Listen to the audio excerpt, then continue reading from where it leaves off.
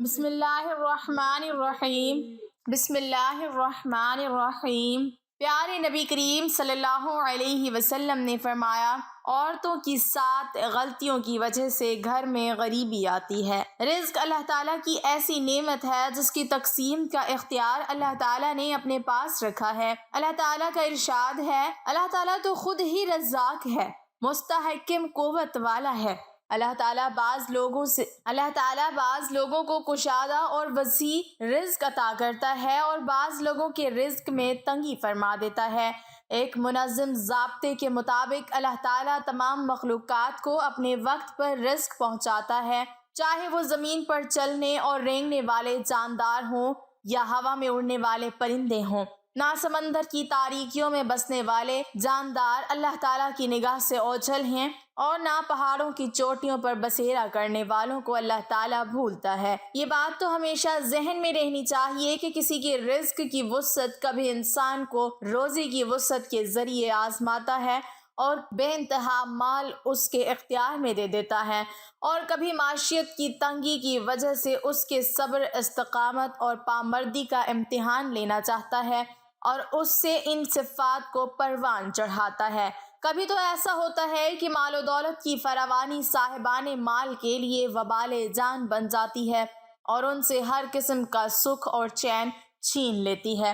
چنانچہ سورہ توبہ کی 55ویں آیت میں ارشاد ہوتا ہے، ان لوگوں کے مال و دولت اور اولاد کی فراوانی تجھے حیران نہ کر دے، خدا تو یہی چاہتا ہے کہ انہیں اس ذریعے سے دنیاوی زندگی میں عذاب دے اور وہ کفر کی حالت میں مریں۔ ناظرین، اب بات کرتے ہیں کہ عورتوں کی ان غلطیوں کے بارے میں جس کی وجہ سے تنگی آتی ہے، رزق میں تنگی آتی ہے۔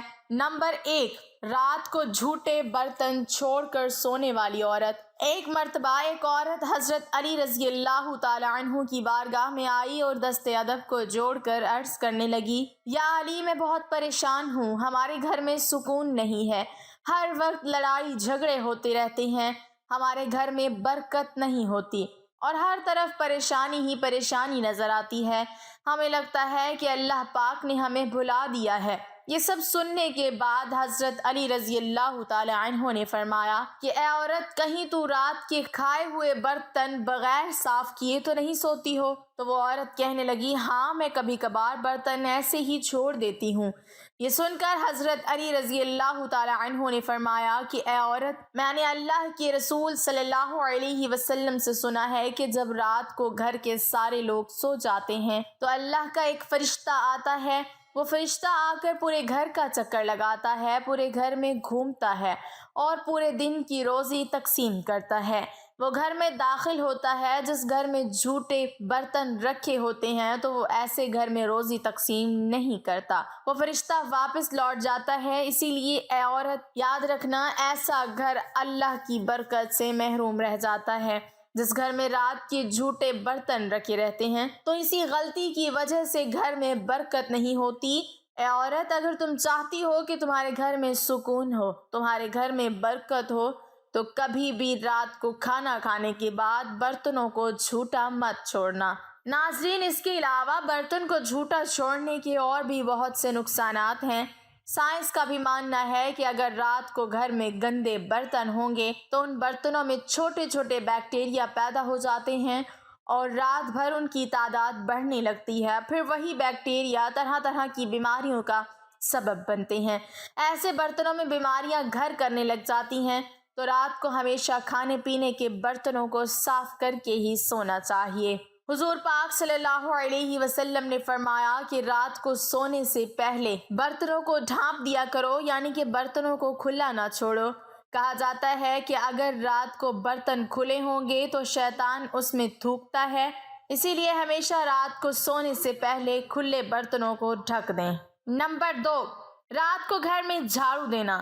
ایک عورت حضرت علی رضی اللہ تعالی عنہ کی بارگاہ میں حاضر ہوئی اور دست ادب کو جوڑ کر کہنے لگی، یا علی، میرے 3 بچے ہیں اور شوہر ہے، سب کمانے جاتے ہیں لیکن پھر بھی گھر میں برکت نہیں ہے، ہم مفلسی اور پریشانی کی دلدل میں گرفتار ہو چکے ہیں اور ہمارے کام ہوتے ہوتے رک جاتے ہیں۔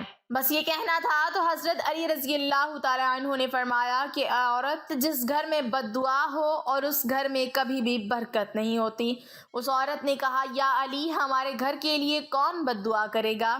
تو حضرت علی رضی اللہ تعالیٰ عنہ نے فرمایا، اے عورت، بتاؤ تم اپنے گھر کی صفائی کب کرتی ہو؟ تو اس عورت نے کہا کہ یا علی، صفائی کا کوئی وقت مقرر نہیں، بس کبھی صبح، کبھی شام، تو کبھی رات۔ بس یہ کہنا تھا تو حضرت علی رضی اللہ تعالی عنہ نے فرمایا، اے عورت، اپنے گھر کی صفائی تم صبح اٹھ کر کیا کرو، رات کو نہیں کرنا چاہیے، کیونکہ جب سورج غائب ہو جاتا ہے تو جتنے بھی کیڑے مکوڑے، زمین پر رہنے والی مخلوقات گھروں کے کونے پکڑ کر آرام کرتی ہے اور صبح کا انتظار کرتی رہتی ہیں اور اللہ تعالیٰ کی عبادت کرتی ہے۔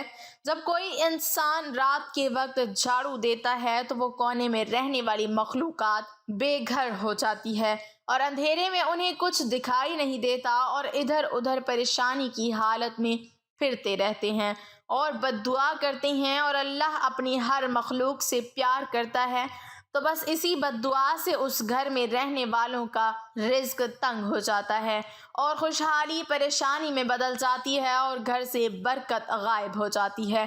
نمبر 3، رات کو دیر تک جاگنا اور صبح کو دیر تک سونا۔ رات دیر تک جاگتے رہنے اور صبح کو دیر سے بیدار ہونے کی خراب عادت اب ہماری طرز زندگی کا ایک اہم حصہ بن چکی ہے۔ ہم کبھی یہ جاننے کی زحمت بھی نہیں کرتے کہ یہ بری عادت ہمیں کیا نقصانات پہنچا رہی ہے۔ حضور صلی اللہ علیہ وسلم نے فرمایا، جس گھر میں رات کو دیر تک جاگنا اور صبح کو دیر تک سونے کا رواج بن جائے، اس گھر میں بے برکتی اور رزق کی تنگی کو آنے سے کوئی نہیں روک سکتا، کیونکہ صبح فجر کی نماز کے بعد فرشتے رزق تقسیم کرنے کے لیے زمین پر آتے ہیں۔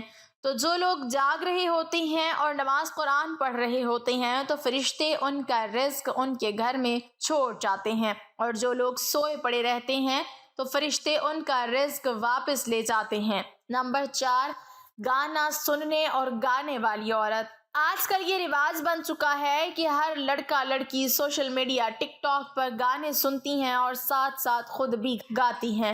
آج کل گھروں کے اندر گانے چل رہے ہوتے ہیں، فلمیں چل رہی ہوتی ہیں، عورتیں موسیقی کی آواز پر کام کر رہی ہوتی ہیں کچن میں اور کہتی ہیں کہ موسیقی تو روح کی غذا ہے، اور اس بات کو بھول جاتی ہیں کہ جس گھر میں موسیقی چلتی ہے اللہ ان کی روزی میں تنگی کر دیتے ہیں۔ نمبر 5، اولاد کو برا بھلا کہنے والی عورت۔ آج کل سب نے دیکھا ہوگا کہ بچے بہت شرارتی ہوتے ہیں، گھر میں رہ کر بس وہ ماں کو تنگ ہی کرتے ہیں۔ ماں اگر صفائی کر کے جائے تو بچے گندگی پھیلا دیتے ہیں، جس سے ماں کو غصہ آ جاتا ہے اور بچوں کو گالیاں دینا شروع ہو جاتی ہیں۔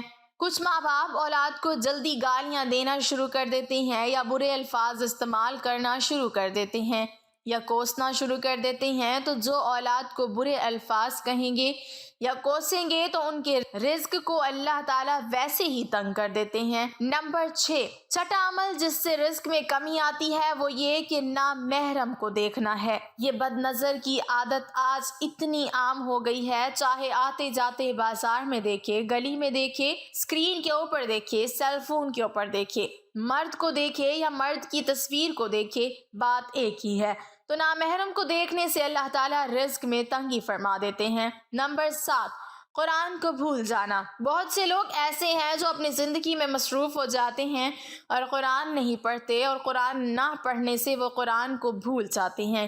ایک عالم کو روزی کی تنگی پیش آئی، انہوں نے ایک دوست کو خواب میں دیکھا اور اپنے حال کی شکایت کی۔ دوست نے کہا کہ ایسا معلوم ہوتا ہے کہ تم نے قرآن مجید کی کوئی سورت یا کوئی آیت یاد کی تھی اور پھر اسے بھلا دیا ہے۔ عالم نے کہا سچ ہے۔ دوست اس پر غصہ ہوا اور کہا پھر سے یاد کرو۔ عالم نے ویسا ہی کیا، روزی کی تنگی جاتی رہی۔ اللہ پاک سے دعا ہے کہ وہ ہمیں رزق کی تنگی سے بچائے، ہمیں کشادہ رزق عطا فرمائے اور ہمیں بہتر عمل کرنے کی توفیق عطا فرمائے، آمین۔ ناظرین، کمنٹ باکس میں اللہ تعالیٰ کے 99 ناموں میں سے ایک نام ضرور ٹائپ کریں۔